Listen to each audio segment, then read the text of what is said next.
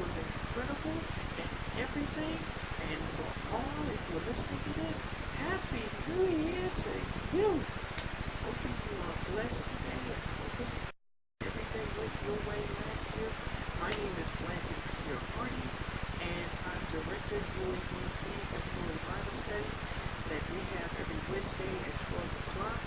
And of course, as we're having this, and of course we have an interfaith chapel, but this is an e-Bible study that we send out around the same time to everybody who is listening. So Happy New Year, and hoping your holiday was just great. And we're back in the saddle again for this year. I know that God will do something incredible in your year if you stay focused on Him. So thank you for joining us, and thank you for a new refreshing year that's going to be filled just with new studies and just new things just happening in this eEmployee Bible study. I'm hoping, as usual, that you're using this time just for His purpose, and also just the time and just using these Bible studies for your purpose and just for wherever God has deemed it for you to be. I'm hoping that is okay. So we're finishing, just as we're saying that, we are finishing a series that we have been working on called How Are You Feeling the Truth about the biblical truth in our emotions. And this is the last part of the series, and we thank you. We're hoping that it has been a help for your emotions in dealing with your emotions as far and looking as far as what the Bible says about your emotions. So we're going to dig in. But before we start, let's have a prayer. Eternal God our Father, thank you today in Jesus Christ's name. For those who are listening, for bringing us over one more year, because you didn't have to do it in Jesus Christ's name, but because of your grace and mercy that moves every day, thank you for letting us be in that in Jesus Christ's name. I felt you past, but thank you just for your mercy in Jesus Christ's name. Thank you. And we thank you today that your spirit is present as we go to as wherever as far as this message is being taught in Jesus Christ's name. Thank you, glorify, we magnify today in Jesus Christ's name. So right now in Jesus Christ's name, and I just want to be behind the cross. You can take me in front, taking control of every sense of that thing in Jesus Christ's name. Hold our minds and hold our spirits to do your work, your will, everything. Be with us as we go. Be with us as we move. Be with us as you plant our feet with solid ground in Jesus Christ's name.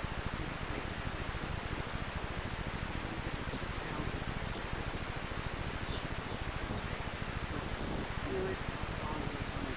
So right now in Jesus Christ's name, make this teaching not just for us, but for somebody else, not just for me. In Jesus Christ's name, in Jesus Christ's name. Please guide us in this year. We will everything that you do for us. In Jesus Christ's name. Praise be to God.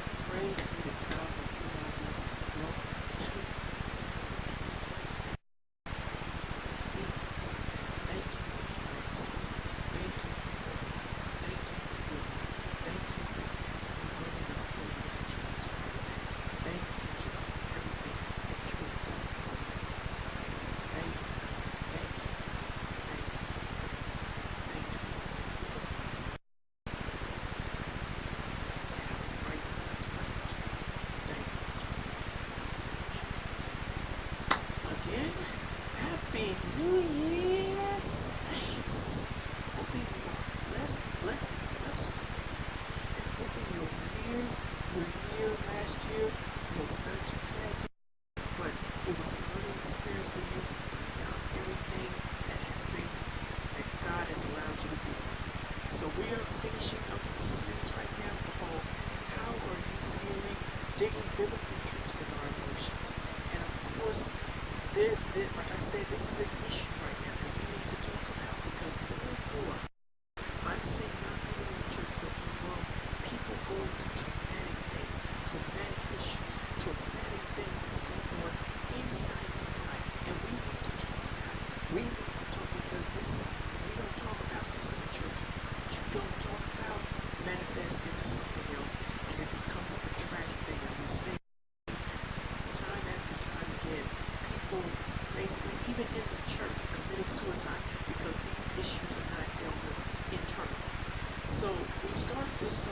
series off by looking at the definition of emotion and just giving a brief primer on emotions. And then we looked at why we're just so depressed. I mean, why are we depressed? Then we looked at why we get mad, why we get even angry at times.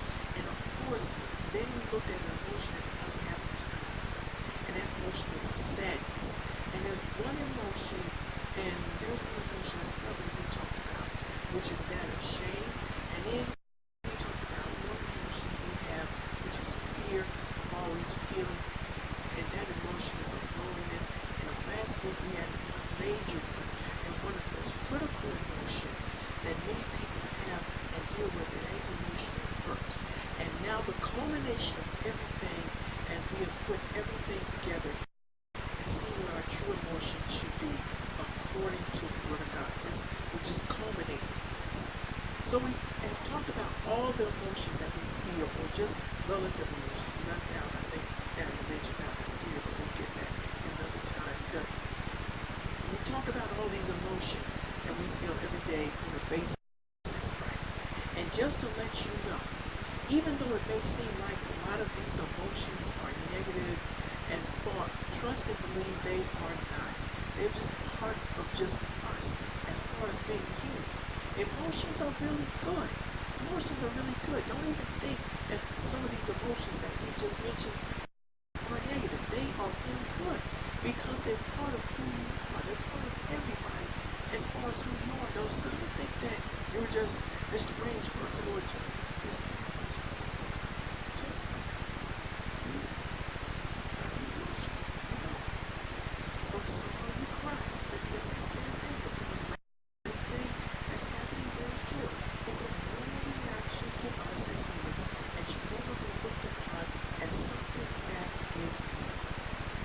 However, the one thing that has to be said about emotions is that it's been reiterated again and again and again, is that emotions are not fact. They're not. Feelings are not fact. They just, now your body may be telling you that you are not expecting what you are not, you worked out too much, or if you held your emotions in too long, they will come out in tears that you are not expecting, or anger because you hold it in and don't share it with God or your chick or a close companion. But for the most part, they are not fact. They're not. They are reactions to basically what's going on inside of you. And Satan can take that and use that for his advantage. The death of one's mother can cause you to drink or do drugs. The stress of a job can cause one to go home and beat their spouse. The passivity of not moving by the Spirit can cause us not to witness or not even take care of something dealing with our family. You see, Satan can take and use these emotions so to his benefit, so that we are being controlled by using feelings instead of being by the Spirit of God in the situation. Now we will see how we can take back our emotions in this study session, and from the enemy, and place them in the right place. How God wanted to use them, not only that, but use them as a weapon. Use them as a weapon against any negative emotions. So to do that, we go back a verse we talked about last week in a previous talk, which is Romans chapter 12, verse 21. Be not overcome with evil, but overcome evil with good. So here's the thing.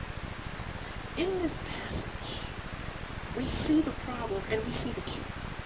First of all, we have to ask a question. What is evil? Evil is anything profoundly immoral and wicked. The Strong's lexicon refers to evil as the coming from the Hebrew word avin, which is a used root, perhaps meaning properly, or to pant, to hence, to exert oneself, usually in vain, to come to naught, strictly nothingness. Also trouble, vanity, wickedness, specifically, and idol. See the last part of this? Wickedness, specifically an idol, is idol worship. One word in Hebrew or evil is the word Belial, which is that close to the word Belial, which is that of the devil. Not a close comparison, but around the ballpark. But we see how evil basically just manifests itself and has vain inclinations that are that of evil. And the one part, the definition of the Hebrew, to exert oneself. Think about that. Exert oneself. This is the history of the devil himself, as he exerted himself and remember the fall itself. That's what is culminated to as the devil exerted himself. As said in Isaiah chapter 14, verses 13 to 14, on Satan's ambitions in heaven, for thou hast said in thy heart, I will ascend into heaven, I will exalt my throne above the stars of God. I will sit also upon the mount of the congregation, in the sides of the north. I will ascend above the heaven, above the heights of the clouds. I will be like the Most High. Evil itself is exerting oneself, pushing oneself into where God did not want us to be. I always say to people, God has not finished writing the story of your life. I don't care what pains, trials, tribulations, or whatever you're going through. God has not finished putting the story of your life together. I don't care what's going on in your life. If you know what tribulations you have to go through, God has not finished doing it. The only thing, as one pastor put it, that we are ever good. And so what we want to do is that we want to pick up the pen ourselves and begin writing our own story, writing our own pain, and writing our own solution. But as one pastor once put it, the only thing that we're good at is just writing tragedies. We are tragedy writers when we put our lives in our hands and not acknowledging God in our ways, because we're wise in our own eyes, because we have picked up the pen. We have started writing our own lives. We have started writing the script as far as I'm going to see how this turns out. So the scripture not only gives the problem, but the remedy. It says, overcome evil with good. Now the question is, how do you do this? How in the world do you overcome evil with good? How, with all these emotions, all these things that we just talked about, how we overcome evil? There are weaponry that we can overcome every evil with good. And I'm going to introduce you just to a few.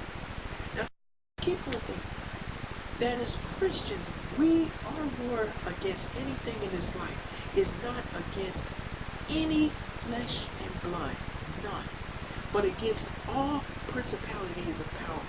In other words, ours is not seen. It's in Ephesians chapter 6, verse 12 points this out. Something I even have to remind myself every day. So how do you fight against these principalities and powers? Here is how. Now, remember in the last Bible study we talked about Darrell Evans that made the song Trading in My Sorrows, and how the Christian radio host Todd Friel had an issue with the song, and instead of getting mad and fussing with Darrell, he actually gave Todd Friel blessings instead of cursings, and Friel respected him because of it. That is doing battle against anything that may come our way. We war in the spirit. The news that comes for that unemployment rates are rising, and there are more homeless on the streets now.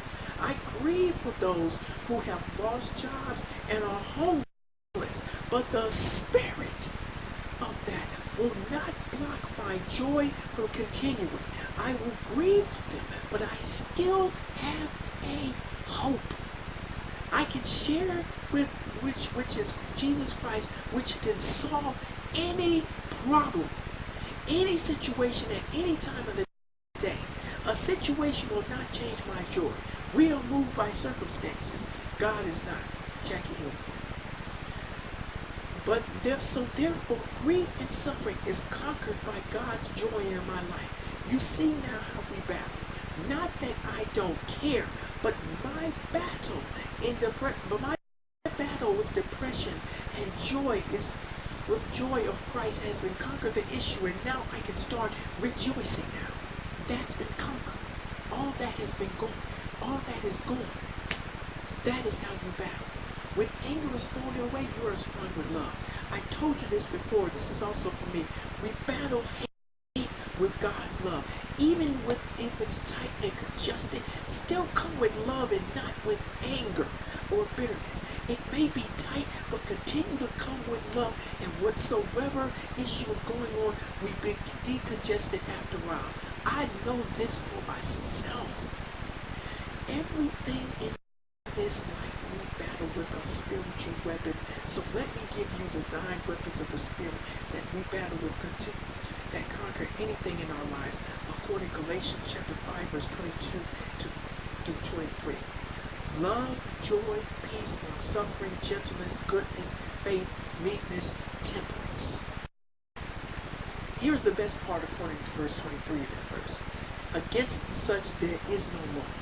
It's devoid of anything to say you can't use this, because they have been justified weapons of God to crash any demon that tries to come against you and anything that comes against you. With that being said, everything in this series we've been going over, whether it be depressed, whether it be being mad, whether it be sad at times, whether it be a state of shame, or whether it be just loneliness, whether we're hurt, and said these emotions are real. These emotions are really, really real, and we deal with them on a daily basis. And of course, it's verifiable and good to have to show that we are living. I mean, there's nothing wrong with having emotions like this. But at the same time, you have to remember one thing. You have to remember just one thing, that Satan can use these human emotions that can lead us to look into our own field, and he can basically get us just to look to our own selves and look into our own feelings, or better yet, have a sense of selfishness about what we're feeling and how we're trying to handle something. Let me give you an example that's going to blow you away. Now, when we look at emotions, it said that emotions are not bad in itself, but they are transgressed and go past, but when they are transgressed and go past the bounds that God did not mean them to cross. Like, for instance, I often use this as an example. The gang member on the street who has a mentality that anybody gets in my way or his path is dead and has a murderous mindset and ready to kill anyone who tries anything against him because he has been disrespected in every way possible. My view has always been this about the church. We bring them into this Christ. We bring them into Christ in the church, and also the church. Put a choir robe on them, and about on these hardened former gang members. They serve in different ministries, live a new and incredible life in Christ, and serve a new life of God because their lives have been turned around for the Savior by the gospel of Jesus Christ Himself. This is bad? Not in the least. This is the purpose of the gospel itself. But I have a question. And the question is basically this. And the question is basically, and one of the things that happens is that what happens with this hardened gang member is that what happens to them after we get them in the church? What happens with them, like, when we get them into the church, we get them into the choir robe, we get them into everything. What happens? What happens to that anger what that person had? What happens to the killer instinct that was once in this individual? It's like we get them into the church and they become, I hate to say it, like this neutered version of a person. I mean, the anger is gone. The violence is gone. Is it wrong that anger and violence is gone? No. Ezekiel chapter 36, verse 25 to 27 promises a few things to come, those who come to Christ and out of darkness. Then I will sprinkle clean water upon you, And ye shall be clean from all your filthiness, and from all your idols I will cleanse you. A new heart also will I give you. A new spirit will I put within you, and I will take away the stony heart out of your flesh, and I will give you a heart of flesh. And I will put my spirit within you, and cause you to walk in my statutes, and I will put my spirit within you, cause you to walk in my statutes, and ye shall keep my judgments and do them. But it's not there. But it's not there anymore. And so now, instead of having any anger, there is just a neuter version of self. You will be cleansed from filthiness and cleansed from chasing idols. And your heart will be not of a heart of stone, but of flesh. And a new spirit will be within you to walk by, not by the code of the street made by thugs, but by God's statute, which is greater than the street code. Since God even is the maker and concrete of the street that you're standing on. So it's nothing wrong with this new change. In other words, there's nothing wrong. However, this killer instinct is gone where you were tough out on the streets. You are not tough against the devil and his demons. You are not a killer and murderer against anything that may come against the word of God. I mean, what happened? Killer instinct is gone. It should stay. It should basically stay, not for using against another human, as said as earlier, against principalities and powers that try to come against that of the word of God.